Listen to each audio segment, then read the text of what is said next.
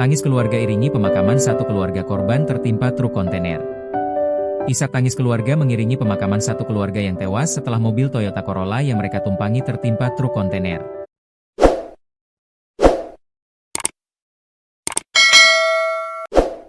Peristiwa nahas tersebut terjadi di Kampung Benda Jaya, Desa Kondang Jaya, Kecamatan Karawang Timur, Minggu, 15 Februari 2026, malam.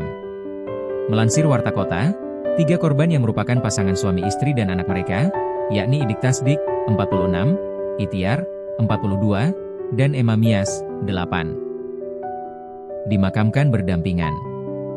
Jenazah ketiganya dimakamkan di tempat pemakaman umum, TPU, Wagir Malang, kawasan Citra Kebun Mas, CKM, Desa Bengle, Kecamatan Majalaya, Kabupaten Karawang, pada Senin, 16 Februari 2026, sekitar pukul 11 waktu Indonesia Barat.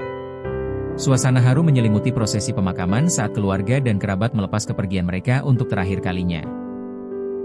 Ratusan warga bersama keluarga turut mengantar kepergian 3 korban yang meninggal dunia setelah mobil sedan Toyota Corolla yang ditumpangi satu keluarga berjumlah 6 orang tertimpa truk kontainer bermuatan minyak goreng kemasan.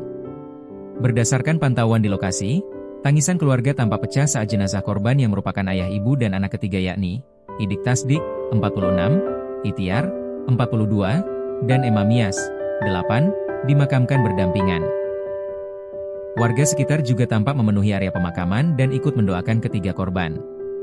Sedangkan, sang anak perempuan dan laki-laki yang alami luka ringan terlihat menahan tangis di pusaran kedua orang tua dan saudaranya. Kronologi kecelakaan.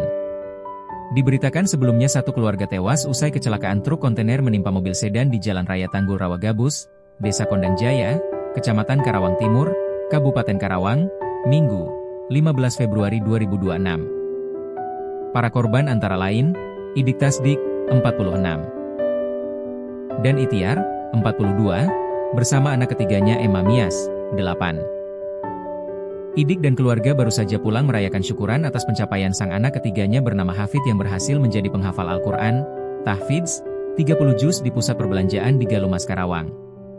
Idik menyetir kendaraan Toyota Corolla, bersama istrinya Itiar, 42, dan anak ketiganya Emma Mias, 8, duduk di depan. Sedangkan Hafid, anak pertamanya Siva dan Echa duduk di belakang. Malam itu Idik dan keluarga hendak pulang ke rumahnya ke perumahan Citra Kebun Mas Blok H, Desa Bengle, Kabupaten Karawang. Sesampainya lokasi di Jalan Raya Tanggul Rawa Gabus, Desa Kondang Jaya, Kecamatan Karawang Timur.